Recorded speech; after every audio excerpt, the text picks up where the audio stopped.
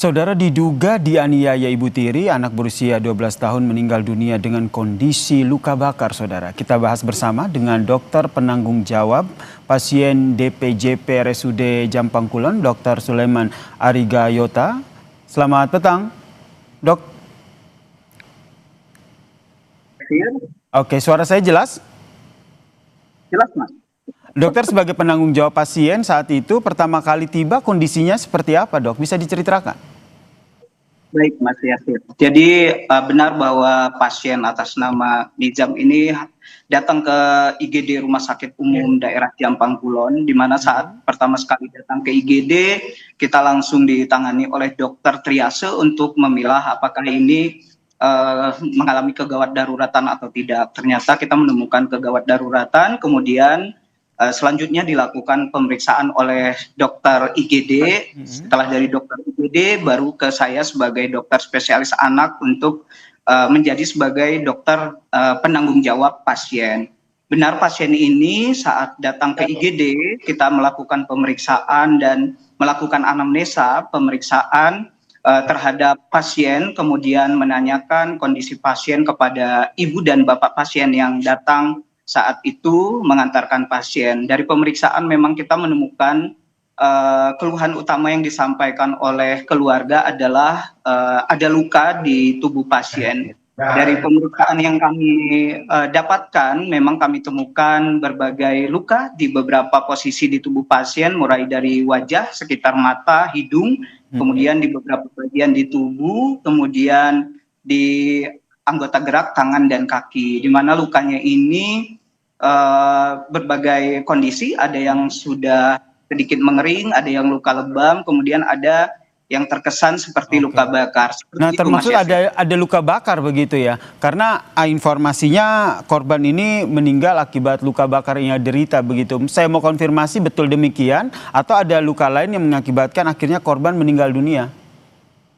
Baik, Mas Yaskir. Jadi kita belum dapat menyimpulkan bahwa ini benar apakah luka bakar atau ada luka yang lain, karena dari pemeriksaan tidak sepenuhnya ini terkesan seperti luka bakar, tapi seperti yang tadi saya sampaikan bahwa di tubuh pasien ini ada beberapa luka dengan berbagai kondisi, jadi tidak bisa kita menyimpulkan bahwa ini murni sebagai luka bakar saja. Oke, saya mau konfirmasi informasi yang beredar bahwa kondisi paru-paru korban ini juga dalam kondisi yang memang sudah rusak akibat meminum air panas. Saya ingin konfirmasi betul demikian yang ditemukan.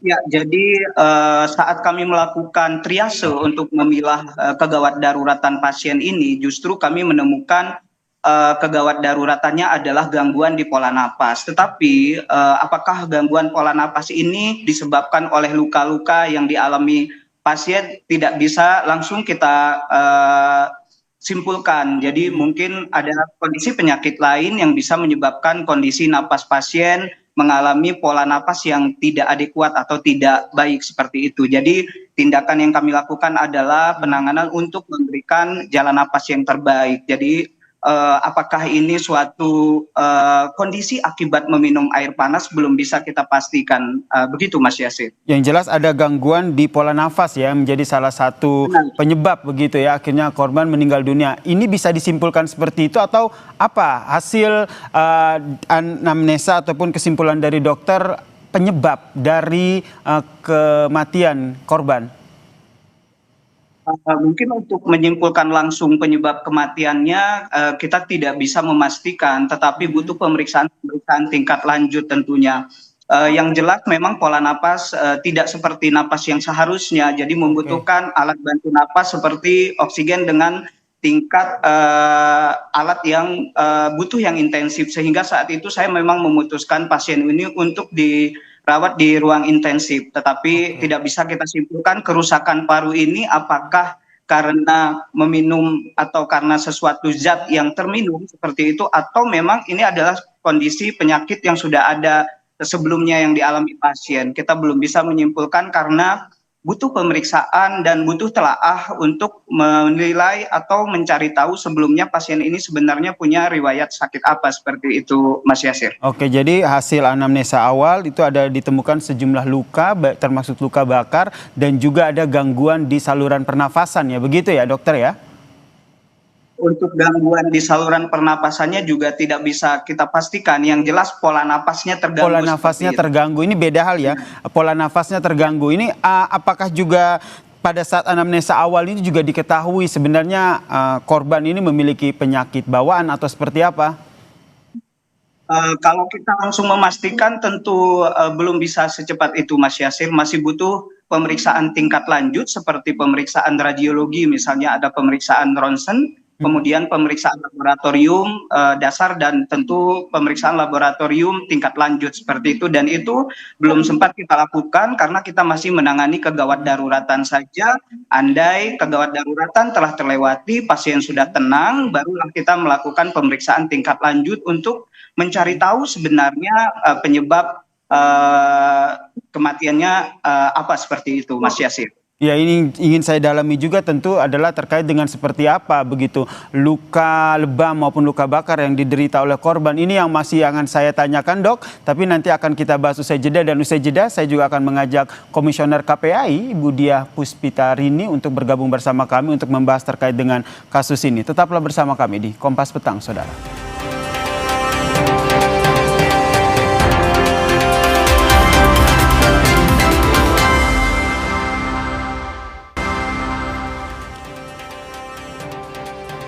Diduga dianiaya ibu tiri, seorang anak berusia 12 tahun meninggal dunia, saudara. Ini yang masih kita bahas bersama dengan dokter penanggung jawaban pasien DPJP RSUD Jampang Kulon, Dr. Sulaiman, dan juga bergabung bersama kami Komisioner Kompolnas, Komisioner KPAI, Ibu Diah Puspitarini. Selamat petang, Bu Diah. Saya ke Dr. Sulaiman dulu, dok. Pada saat korban datang, bisa tergambarkah bagaimana kondisi psikis korban, kemudian ia didamping oleh siapa saja? Jadi saat datang ke IGD, pasien ini atau korban didampingi oleh ibu dan ayah korban. Saat itu kondisi pasien memang terlihat mengalami gangguan napas, jadi untuk psikologis seperti agak terganggu, tetapi kita tidak bisa menyimpulkan ini apakah murni gangguan psikologis atau karena sedang menahan rasa sakit. Jadi terkesan memang sedikit ada permasalahan psikologis, tapi kesimpulan saya tidak bisa menyimpulkan ini murni mengalami gangguan psikologis atau memang karena sedang menahan rasa nyeri sehingga tidak mampu menjawab pertanyaan kita dengan baik. Seperti itu Mas Yasir. Yang mendampingi siapa saja saat itu terpantau? Saat di IGD yang mendampingi ibu dan ayah pasien, Mas Yasir. Ibu yang dimaksud ibu tiri, begitu ya? Iya, ibu tiri. Oke. Baik, saya ke Bu Diah. Bu Diah, tentu kita masih menunggu hasil penyelidikan dari polisi, otopsi juga hasilnya belum keluar. Tapi kemungkinan seperti apa yang dilakukan oleh Ibu Sambung terhadap seorang anak ini? Karena diduganya memang dia dianiaya oleh ibu tiri. Jadi yang pertama kami turut prihatin dan menyampaikan duka yang mendalam atas meninggalnya Ananda N yang tentu saja kita masih mencari tahu ya penyebab kematiannya. Namun yang jelas kalau kami melihat apakah ini ada kaitannya dengan KDRT ya. Dalam KDRT kekerasan dalam rumah tangga itu ada beberapa jenis. Kemudian kalau kami mensinyalir, kami juga berkomunikasi ya, mencoba berkomunikasi dengan pihak kepolisian Polres Sukabumi. Kami mensinyalir ini ada kaitan dengan filisida, Mas, yakni pembunuhan yang dilakukan oleh orang tua kepada anak, walaupun mungkin atas dasar ketidaksengajaan. Tetapi gejala ini atau mungkin statement ini kami ungkapkan karena kami melihat dari riwayat ya, riwayat si anak ini juga mengalami kekerasan berkali-kali oleh orang yang sama. Kemudian yang kedua, ayahnya pernah melaporkan ya.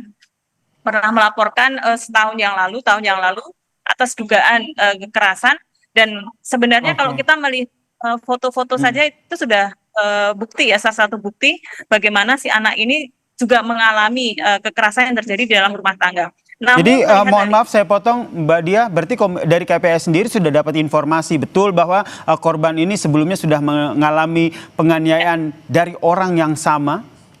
ya betul, kami mendapatkan informasi demikian, Mas. Oke, kemudian salah satu bukti yang akhirnya menyebut bahwa ibu tirinya atau ibu sambungnya yang menjadi yang diduga melakukan penganiayaan adalah video yang tersebar. Mungkin dokter dan juga Mbak Diah juga sudah melihat ketika ditanyakan siapa yang melakukan pemukulan secara terbata-bata dengan kondisi yang sakit. Begitu ironi begitu kita melihat video tersebut, ia menyebut sang ibunya lah melakukan kekerasan itu. Dari potongan video ini sejauh mana akhirnya polisi bisa menjadikan hal ini sebagai bukti awal? Ya, saya kira itu sudah salah satu alat bukti ya, karena kan pengakuan dari anak yang bersangkutan ya.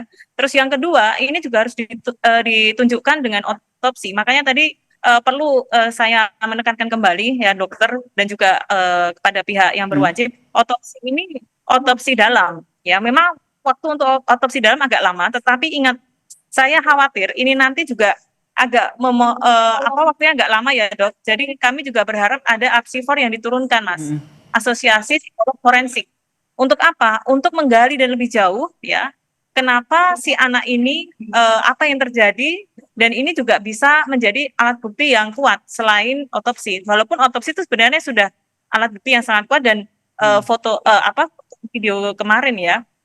Itu dua alat bukti yang bisa kuat. Nah, kami melihat begini Mas, fenomena di Indonesia ini, dan kami mengkaji felisida, pembunuhan yang terjadi pada anak dan dilakukan oleh orang terdekat ini memang paling banyak adalah maternal felisida.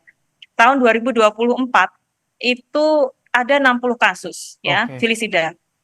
Dengan pelaku ibu itu paling banyak, dan ibu ini juga ada ibu kandung, ada ibu tiri gitu ya. Nah, kemudian di tahun 2025 ada 40-an kasus ya. Ada datanya, kami punya datanya lengkap, by name by address juga. Tetapi menarik di kasus ini Mas Yasir, yang menarik di kasus ini, karena di kasus-kasus felisida itu biasanya anaknya ini usianya balita atau di bawah 6 tahun. Namun berbeda dengan kasus ini ya, anaknya sudah remaja begitu. Sehingga menjadi concern dari KPAI sendiri. Saya ke Dr. Sulaiman. Dr. Sulaiman, pada saat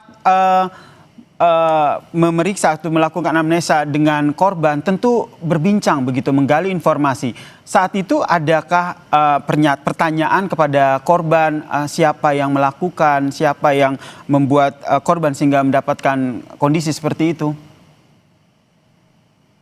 Ya, terima kasih Mas Yasir. Jadi kita dokter triase saat itu melakukan anamnesa, sempat menanyakan kenapa keluhan ini sempat terjadi. Sempat tersebut dari mulut korban bahwa sempat menyebutkan nama teman dan ibu, hanya sekedar seperti itu. Karena kondisi gawat darurat, jadi kami tidak mendalami anamnesanya, tetapi kami lebih terfokus kepada penanganan kegawat daruratan seperti itu Mas Yasir. Jadi tidak ada pertanyaan spesifik yang kami ajukan, kenapa kondisi luka-luka dialami itu disebabkan oleh apa, seperti itu Mas Yasir. Tapi tadi sempat bertanya ya, dan jawabannya ada secara tidak anak, teman dan juga ibunya begitu ya? Benar. Mbak Dia melihatnya bagaimana ini akhirnya nanti konstruksi hukumnya itu betul-betul jelas begitu, sehingga keadilan untuk almarhum bocah berusia 13 tahun ini ditegakkan? Ya, kalau saya begini, menyampaikan bahwa salah satu tugas KPAI adalah memastikan Undang-Undang Perlindungan Anak ya Mas ya. Dan kalau di ini kan jelas sekali, mau dia anak ini meninggal atau tidak, tetap diterapkan tuntutan di pasal 75 junto 80C. Jadi 76C junto 80 ya. Pasal itu jelas bahwa ada penyebab kekerasan. Nah, kalau kemudian nanti ternyata proses hukum ini masih ini ya, ini kan sudah jelas anak sampai meninggal. Maka kami meminta tambahan ya, tuntutan dari pelanggaran Undang-Undang PKDRT, penghapusan kekerasan dalam rumah tangga. Sehingga apalagi kalau pelaku adalah orang terdekat, itu ditambah sepertiga hukuman Mas. Sepertiga jadi lebih tinggi begitu. Tetap mengawal kasus ini. Saya masih ke Dr. Sulaiman. Dr. Sulaiman, berarti keterangannya juga sudah dimintain oleh polisi terkait kasus ini? Sudah Mas Yasir. Dan yang ingin saya tanyakan juga, biasanya untuk luka lebam ataupun luka bakar begitu dari pemeriksaan awal tuh bisa tergambarkan tidak ini karena apa begitu? Apakah karena ini kena pukulan benda tumpul atau karena kekerasan? Bisa tergambarkan atau bisa disimpulkan awal tidak, Dok?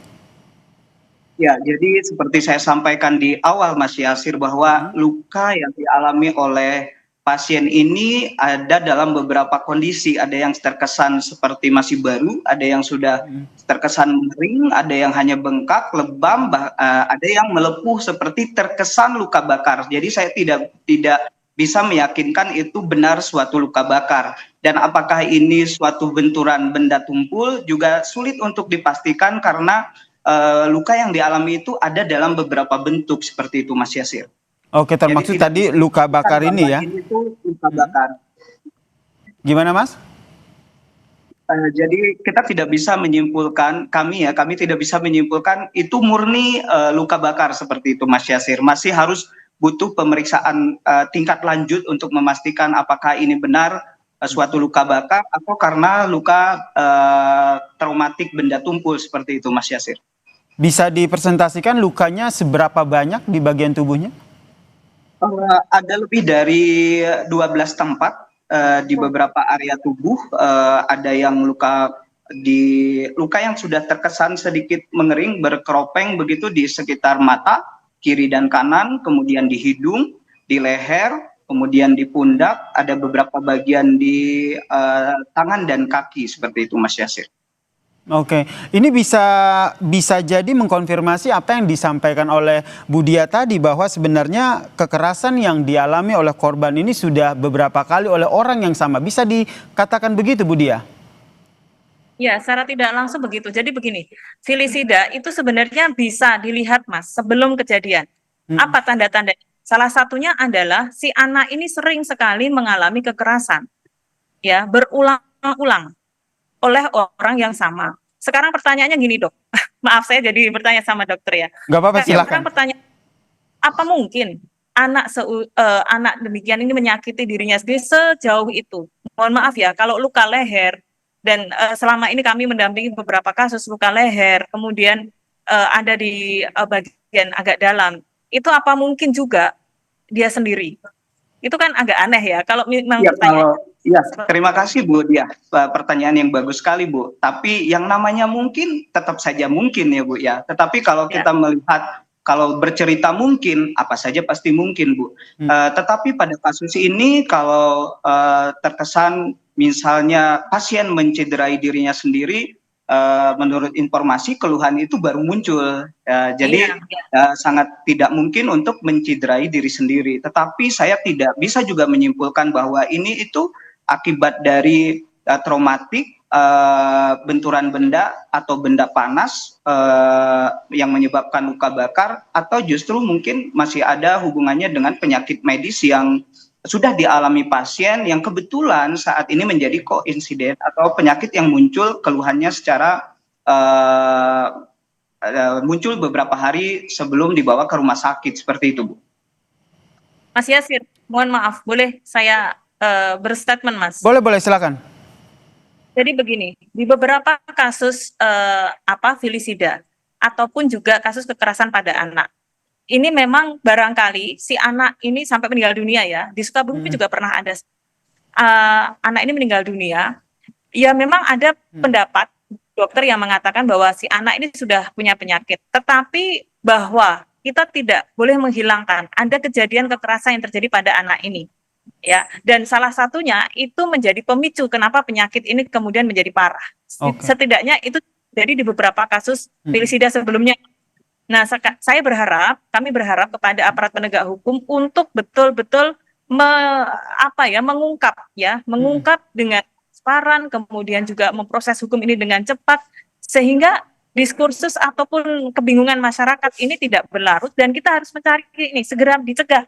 jangan sampai kejadian ini terulang lagi, gitu kan Mas? Baik, ini harapan kita bersama ya, jangan sampai kejadian ini terulang kembali, dan KPAI juga dan kita bersama ya begitu ya, tetap mengawal kasus ini karena sungguh ironi begitu ya, bocah yang masih berusia 13 tahun ini meninggal dunia diduga dianiaya oleh ibu tirinya. Terima kasih Dr. Sulaiman, terima kasih Bu Diah telah bergabung bersama kami di Kompas Petang. Salam sehat semuanya.